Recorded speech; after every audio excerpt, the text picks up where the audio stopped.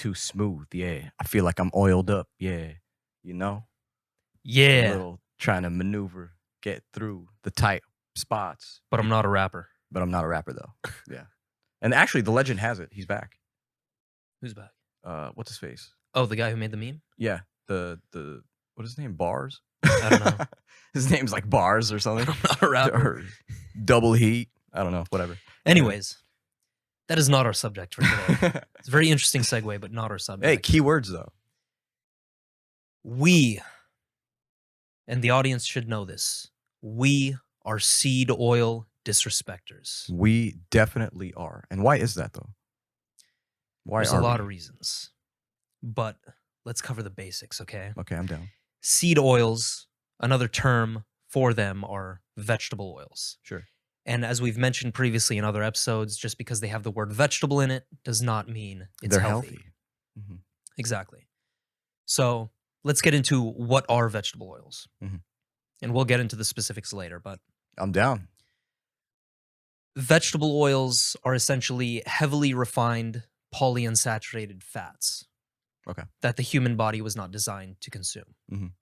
Okay. Usually there are three different types of fats. There's polyunsaturated, and each one is a rabbit hole in and of itself, so there's a lot of nuance within them. Polyunsaturated, monounsaturated, Mhm. and saturated. Those are the three types of fats, right? If you look at the evolutionary lens Yeah. of how we evolved as a species, our diets are supposed to have a 1-to-1 ratio of polyunsaturated to saturated fat. Okay. Gotcha. The modern diet, standard American diet, that ratio has exploded from 1 saturated fat, or better yet, omega-3 and omega-6, Mhm. 1 to 24. So how we're supposed to live is 1-to-1. Yeah. Nowadays, now it's 1 1 to to 24. Think about that. Oh my god! If you know anything about numbers, that's a high number. Yeah. That's a You very high never, number. You never want to have any ratio like Mhm. that when it comes to health. Mhm. You know, 1 to 24. It's insane. Mhm. And just for clarification purposes, omega-3 is what we usually associate with healthy forms of polyunsaturated or saturated fats, Mhm. while omega-6 is primarily the polyunsaturated. Okay. Gotcha. I know it gets very confusing for people who aren't like into Reading this this stuff. every day. Yeah, generally surrounded by it. Yeah. Yeah. But in terms of like, this is something I want to cover, which Mhm. is the evolutionary perspective, as I mentioned before. Sure. So as human beings, we evolved to consume primarily animals, Mhm. animal products, right? So because we would consume animal products within, the past millennia or so, those animal products mainly have saturated fat, healthy versions of polyunsaturated fat, stuff like that. Mhm. So things that vegetable oil will mimic, for example. Well, it gets confusing here because there are different, like, there are polyunsaturated fats found in sardines, for example, and Yes. fish, but those are healthy forms of the fat that your body actually recognizes. Whoa. Whereas if you have like industrial processed vegetable oil, Mhm. that's highly oxidized, unhealthy forms of polyunsaturated fat. Gotcha. So my point is this, to make it very simple, is that when we evolved, we had very little amounts of this polyunsaturated fat within our diets. Mhm. But now, as we've progressed into industrial revolution, you know, mechanizing a lot of the food supply and all that stuff, we've put, big food has basically put polyunsaturated fat and vegetable oils within everything. And I'm sure you can think of a lot of foods that have them. Like, what are some examples in your mind? Polyunsaturated? Let's just Yeah. vegetable oil. So soybean, canola, safflower, sunflower. Yeah, cottonseed, anything. Grapeseed. Literally anything. Yeah. Anything that's sunflower oil. What is it? Anything that's vegetable based, man. Not just that. I mean, barbecue sauce, ketchup, soda. Dude, cup Well, not noodles, soda. Pop-Tarts. Dude, your favorite snacks. That's the thing. Right? When we think of Doritos, we think of Doritos. We don't think of what's in it. Of course. It's so funny. I love that we're doing this episode right now because last week I actually went through my cupboard and I checked everyone's supply, and I'm like, what are we eating? What am I eating? Yeah. You know, when someone tells me, here, have this, do you think about it? Or you just eat it? No, you just eat it for the most You just part. eat it, yeah.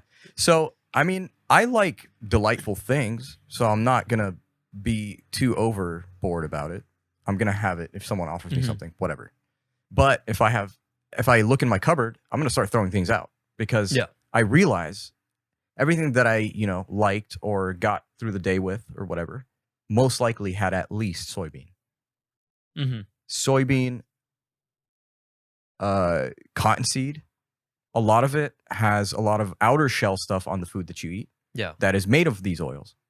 So it's not necessarily the food itself. It could be what it's cooked with, what it's glazed with, whatever it is. And it's insane to me that pretty much, I would say 90% of my food had something to do with vegetable oil. Oh, I would easily say 90% of the food supply has it. Oh, man. Has some form of vegetable oil within it. It is terrifying. But my question is this. Is this only in America? Or is this across the world? This is everywhere. Because I've seen memes, like, for example, like the Indian meme we saw. I don't know who the hell made it. So let me bring it up. This meme is "Why am I always sick?" Indian starter pack. Now it is by no means racist. This is just an observational. It's an observation based off of what types of fats and oils that they actually use. So they use a lot of corn oil, Crisco, canola, and that's one of the main reasons why they are so skinny fat as a population. Yeah. So as you can see, it's more like it feels like the skin holds more fat, right? And rather than being bulky and big as a whole, because of the saturated fats or the unsaturated? No. Unsaturated. So, but this is where we dive into seed a lot of oils. the science. Okay, so now, gotcha.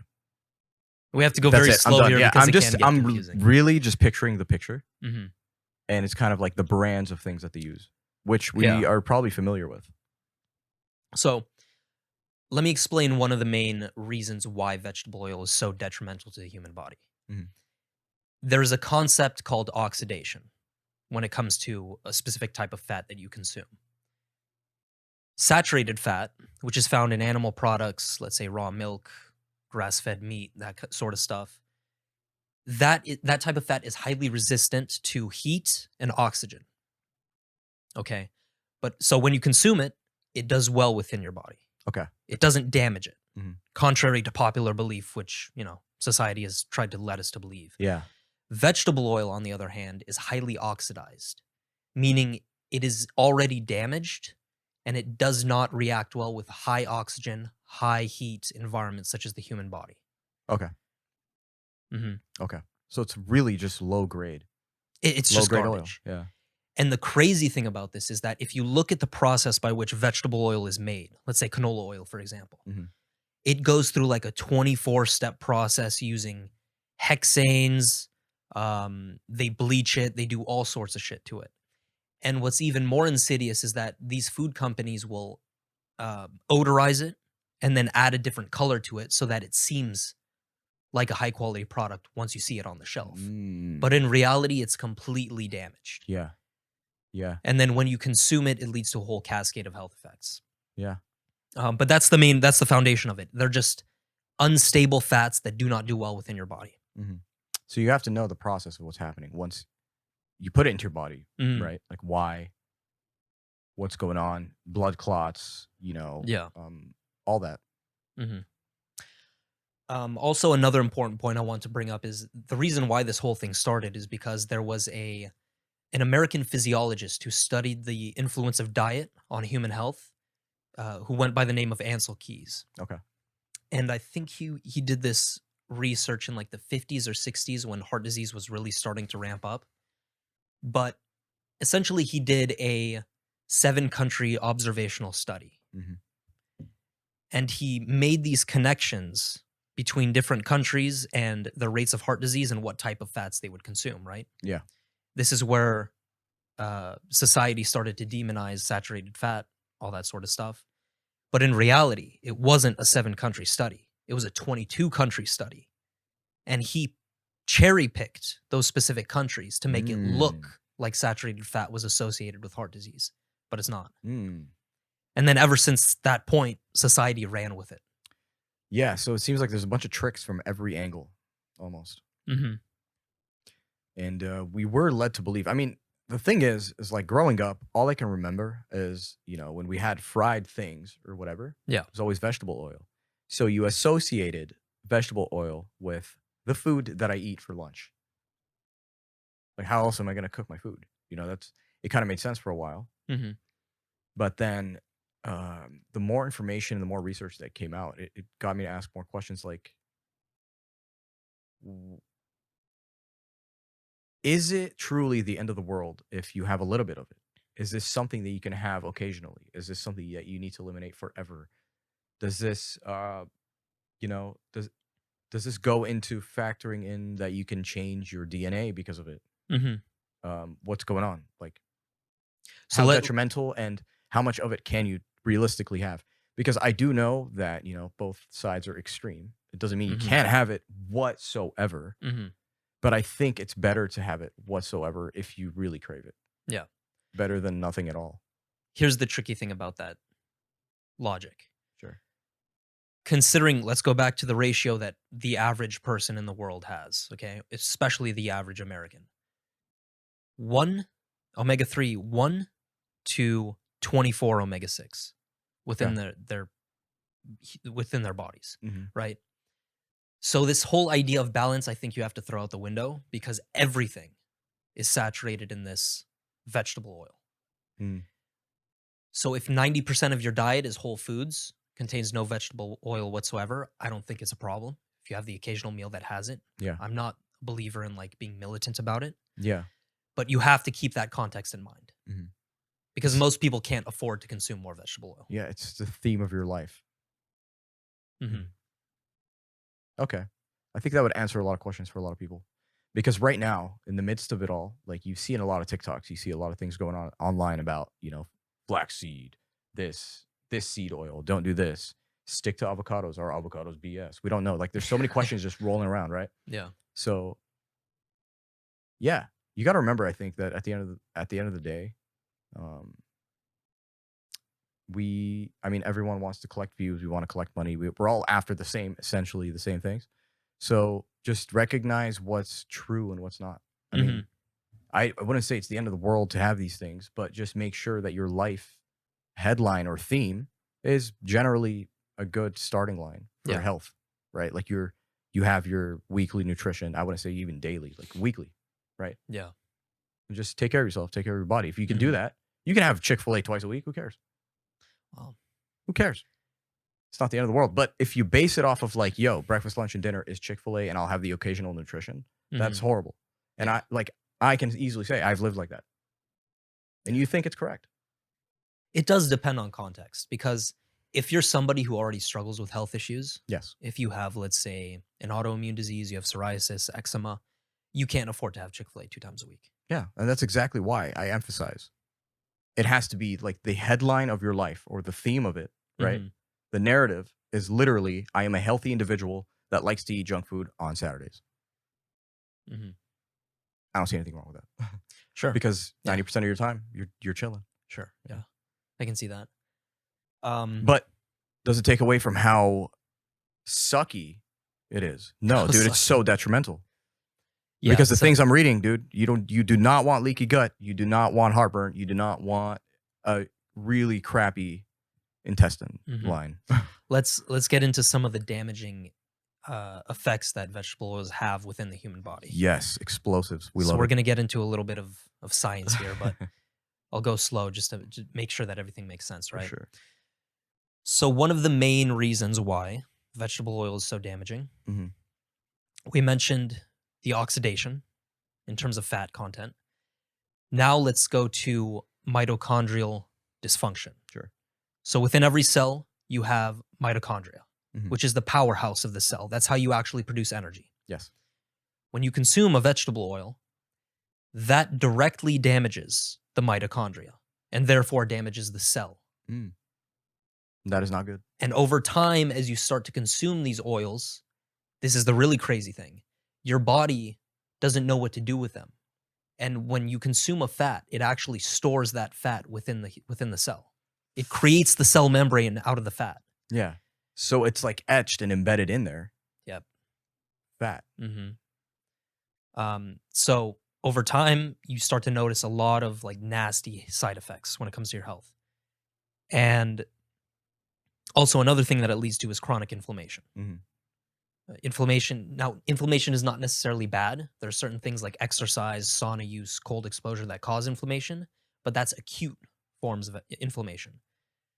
When it comes to chronic, that's what causes chronic disease. Yeah. I mean, I would have to imagine that vegetable oils are probably affecting us differently, whether we're kids or adults. It's going to differ, I think. And when I think of kids, I think of like they're still growing.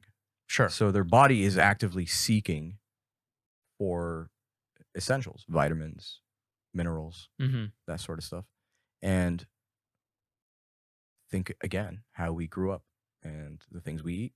Vegetable oils, 90% of your diet. That's crazy. Yeah. So what is that? Do you truly believe that, some of us missed out on like height or more growth or any of that?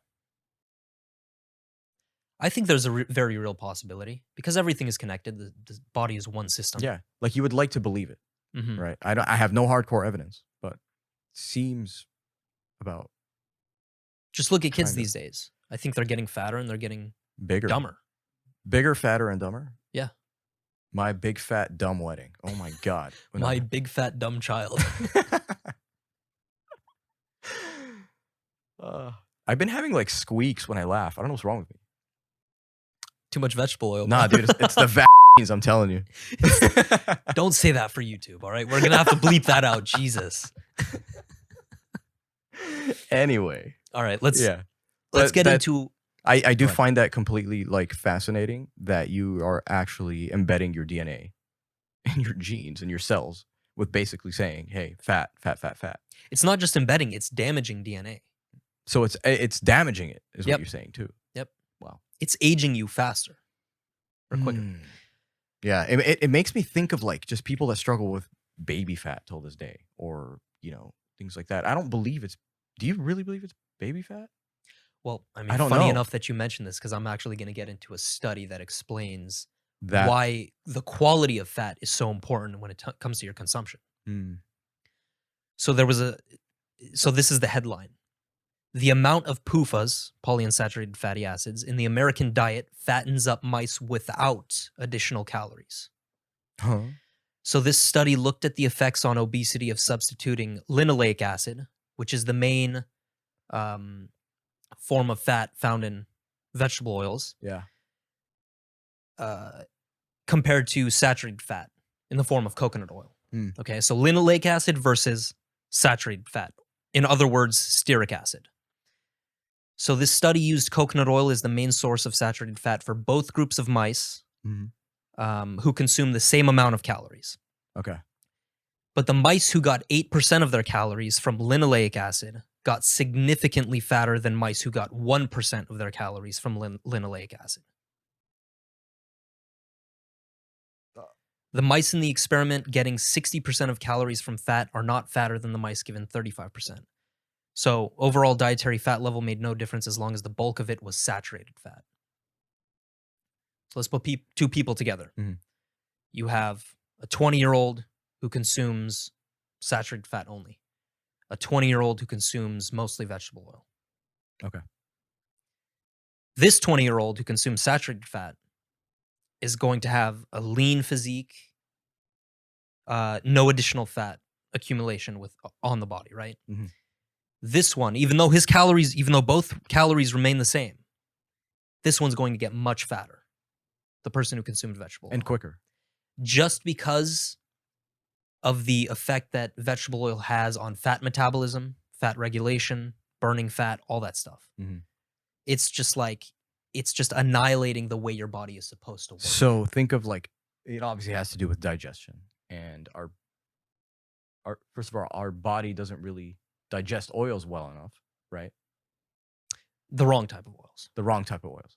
So what you want to do is basically avoid these oils and put the good shit in so that your body doesn't react negatively and actually can have a smooth sail. So this is how I look at the body. It's kind of like treat it well Yeah. and give it good things, because as it's running, just like a car, if you're feeding it good things, it's going to keep running healthy, Mhm. right? You're not going to have many issues. It's going to have like better consistency day to day with getting you places. Yeah. You need to get yourself places. So it's like feed yourself the good stuff, avoid that nasty oil so that you don't gunk up and just have consistency issues with Mhm. running day to day.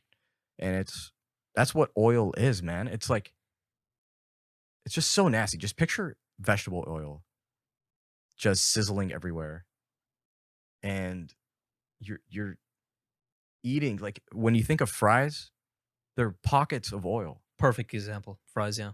Any fried They're food. pockets of oil, dude. And it's like, I don't know, man. But after my surgery, it's kind of like you just look at it differently. And I'm really trying to learn this better as a language in how to operate while, having your 4 to 5 meals a day. Yeah. And yeah, oil, you just need to look at it as like, dude, this thing is kind of like, it just looks for any sponge of a food to stick to, Mhm. and it will destroy you. Yeah. And that's what it does. Is think of your body as a sponge too. So that oil is gonna stick to you somehow. It doesn't flush out once you take a crap. No, it's a long process. It is a long process, and that's the problem. So if you're having it consistently, it's not take. It doesn't come out of your system. You keep feeding into it. Yeah. Mhm. And that's kind of the consistency that we want to break. We don't want the consistency of olive oil. You want olive oil. You don't want vegetable oil. You don't want sunflower oil. You don't want grapeseed. You don't want Mhm. any of that nasty crap. I'll list them Yeah. towards the end of the video once we, actually For put up sure. the challenge for you guys. Yeah. But also, if you're a man who Mhm. cares about testosterone levels, You know I do. God damn. Dude, I have a note right there, actually. Literally right there. It says, take your zinc, and then it says retain, and then it says retain. and then there's like another one that literally says high tea, baby. High tea, baby. Yeah, so obviously, like, testosterone is it's a very important hormone for both men and women, actually, but more so for men. yeah.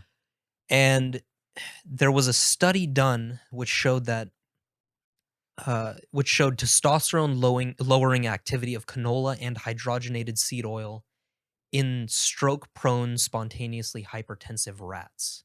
What? So Yeah. Okay. obviously, So there's this study is only focusing on rats that have a higher chance of having a stroke. okay. But the same thing applies physiologically. Mm. Like if you consume these oils on a consistent basis, you can almost be sure that your testosterone is going to be declining. And funny enough, ever since the introduction of these oils, industrially, rates for male testosterone are at their like all-time low. Yeah. Like this year as we speak. Wow. Impressive. Yeah. I'm impressed by how low. No, super low. Yeah. Because it shouldn't be like that. Yeah. Should not be like that whatsoever. Mhm. What else do we have? You mentioned how, the car analogy, car gunks up. Yes. So vegetable oil is actually high in, I don't know how to pronounce this, but it's Arucic. Maybe Arucic? Arucic. Arucic acid. Okay. So it's a fatty acid associated with heart damage, high blood pressure, and blood clotting. Okay. So I think this is the crux of the heart disease situation here. It's like ever since the introduction of vegetable oil and the increased consumption, heart disease has exploded. Heart disease, stroke, all sorts of stuff like that. High To do with the cholesterol heart. damages, that kind of stuff. Yeah. Yeah. Yeah. And based off of Arucic acid, we can assume that the reason why people's arteries are so stiff, the reason why you're having so much blood clotting is because of the introduction of these vegetable oils. And sticking with it. And sticking is with the it, bigger yeah. issue, I think. It's the biggest issue. Yeah. I don't know, but I would take this as a tip for anyone that's listening. But try to really think about the reality of the language you have built a relationship with food, and truly ask yourself, what do you focus on when it comes to food? Do you focus on feeding yourself, or your flavor profile and Or your craving. your craving and Yeah. your tongue, What are Mhm. you really feeding? And that's just kind of how it starts. Yeah, straight up. Yeah. I think this is the last thing that I'll mention before we get into the actual 30-day challenge for the audience. So, vegetable oil is worse than refined sugar. Mhm. It's a big statement, but I think it makes sense mechanistically when you think about your actual body. Your body is capable of handling sugar. That's why we have insulin, it's to lower the amount of sugar Yeah. within the bloodstream. So it right? hates breaking it down, but it doesn't necessarily mean it's as damaging as other things. Which Yeah, is, I mean, it in this depends on case, the context of the individual. If you're a type 2 diabetic, obviously your body can't handle it well. yeah, that's just your body type. But it goes back to what I mentioned before about how your cell membranes are made of the fat that you consume. So, the reason why it's so bad, worse than sugar, is because your body doesn't know what to do with it, and as a result, it makes your body out of those types of fats, and Okay. that leads to all sorts of dysfunction. Yeah. Anything else for you? No, Any I'm other just questions? fascinated by this whole thing because it's just like it's really deeper than it is. It's just like vegetable oil, like I said earlier, sticks to you and Yeah. it sticks in you. Think of like your intestines is a physical thing. Okay. So when things are going through it, things are sticking there, man. Mhm. You can have a peanut and it might not come out for 2 weeks because it's been stuck in some edge. You Sure. don't know that. Yeah. I don't see the inside of it. So think of it in that way. Like put yourself in that perspective and be like, okay, if I'm going to have something terrible, let me wash it down with water or let me help it out, Mhm. you know, whatever it is. And I think the more you think like that, the more you start to realize that, hey, I really do feel like crap when I have this, Yeah, right? I for sure. feel it right here Mhm. somewhere, right? Because it really is there. So Yeah. it's like, don't deny it and just, you can change it. You just stop having oil. And there are a lot more detrimental effects that I haven't mentioned, Mhm. but hopefully this makes sense to you guys because we're Yeah. obviously still learning about this subject. Yeah, we want this to be like an intro into the world that we have been diving into and Yeah. kind of just like been testing out within our own lives as well. Mhm. But this is where we get into the fun part. Mm. The The 30-day 30-day no challenge. vegetable oil challenge, Yes. okay? Yeah. So for a month straight, the challenge that we propose to you is that you cut out all consumption of vegetable oils. It's going to be a big change, but it's going to be one where you see the most positive health results within your life. Mhm. So here are the ground rules. What do we mean by complete elimination of vegetable oils? These are the oils you want to avoid completely: canola oil, soybean oil, corn oil, safflower and sunflower oil, cottonseed, grapeseed, sesame, and palm. It's like 10 right there. Let's see. 2, 4, 6, 8, 9. 9. Very good. Those Very are the good. oils you completely want to avoid for the next 30 days. Now, here's where people get confused. What do you replace those oils with, considering that you cut them out, right? Mhm. This is what you replace them with: grass-fed butter, ghee, which is a clarified form of butter, extra virgin olive oil, duck fat, tallow, coconut oil, avocado oil. Mhm. Those are the things you're Solid. replacing the previous oils with. Other than that, I think it's valuable for people. I think it's necessary actually for people to check the ingredient list on every single food item they purchase. Yeah. 100%. Even before purchasing it. Make that a habit. Just look at it. As a rule of thumb, if it has an ingredient label at all, it probably has vegetable oil. 90% chance. Mm. So you want to aim for whole foods. You want to aim for fruits, Yeah. certain types of meat. So it's interesting. What's going to happen is you're going to be like, there's no way. There's no way this has seed oil. And then sure enough, turn it Yeah. over. And you're like, how? Everything from salsa to barbecue sauce to salad dressings and chips are the two biggest offenders. I will disrespect them till the day I die. I do not care. Yeah. But where can they find this 30-day challenge? Actually, I'm not done. Oh, you're not done We yet? have we have Okay. another Sweet. thing to mention. Sweet. Also, this is going to be a tough one for you guys. Mhm. Absolutely no restaurants unless you specifically ask them to use butter instead of vegetable oil, because most restaurants use vegetable oil for their cooking. You're giving them that look, huh? Yeah, that's right. Absolutely no. Yeah, I mean, just restaurants, it's very easy. Even if you ask them to use butter, you just don't know if they're actually using butter. Yeah, you don't know what's going on back there. So that's why we Yeah. highly recommend for a month, try it out. Like genuinely try it out. Just don't go to restaurants, cook your own food at home, make it work. Yeah. I don't eat out because of the oils or anything. It's just kind of like, I don't know what they're doing back there. You'll save money too. You'll most likely save money. That's true. You will save money. Other- And yeah. you'll learn to actually love and appreciate home-cooked meals.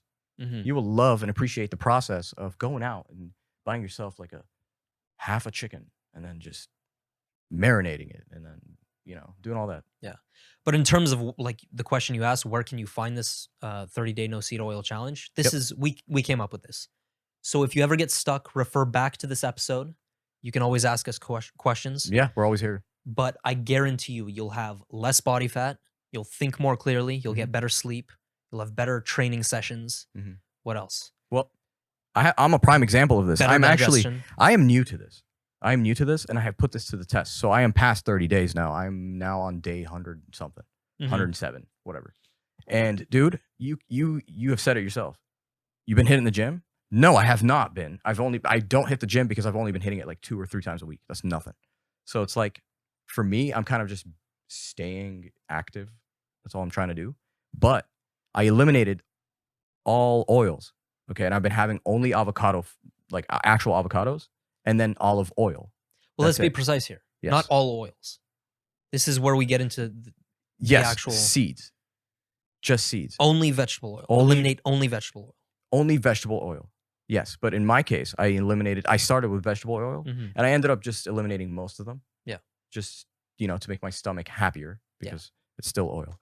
But anyway, regardless, my body is now, like the parts that I struggled with where they had fat a lot, gone. Like gone. Yes. Like I can see like my back shoulder now. Mhm. All right. My arm has gotten smaller, but it was hidden behind fat. So damn right, it's going to get smaller. But I am tighter now. Like Mhm. my skin does not feel loose. Yeah. I don't know if you guys can see this. And then another important point, because you've mentioned extra virgin olive oil a lot. Most conventional brands, Yes. most people don't know this, most conventional brands of olive oil are actually cut with soybean or canola oil. So they will say it's 100% olive oil, but through certain legalities, through loopholes, they're able to mix it in. Yeah. So the virginity is not real. The virginity is the most important part. I know, but like, so they can actually claim it's 100% Yeah. virgin olive oil and then just be like, it's canola. Well, no, they won't claim that specifically. They'll only say it's olive oil. That's why I emphasize you Oh. want extra virgin olive Oh, oil okay. in a dark bottle, sourced 100% Yeah. from a certain place. Gotcha. Extra virgin. And it'll be more expensive, but it's worth it. Yep. And yeah, you heard it here, folks. That's all I'm going to say. And we do have a 30-day challenge, and it starts now. I'm not wearing a watch, but It now. starts now. I'll look at my watch. I'm not wearing. Your beaded watch. Wait. 3, 2, 1. Starts now. Yep, starts now, and it has officially started, guys. So yeah, we will let you be, and just we have like the freaking another similar episode coming out. Let us know how, at the end of this month, for those who've actually followed it strictly, let us know what sorts of changes you've seen, how you feel, and also share this with everybody who doesn't know about the detrimental Yeah, effects of vegetable oil. exactly. And if you found this helpful, go follow us on YouTube at the 2 a.m. Podcast. We're also available on all major streaming platforms such as Apple Podcasts and Spotify. So if you don't mind, go. I can't even talk today. Jesus. Anyway. Go and follow us on Spotify. Give us a 5-star review and follow us on Apple Podcasts. If you use that, that would help us out a lot. And yeah, just stay tuned. We're going to have another special episode coming out pretty soon. It's probably going to be number 143. Yep. But we will catch you next time, guys. Stay tuned. Peace.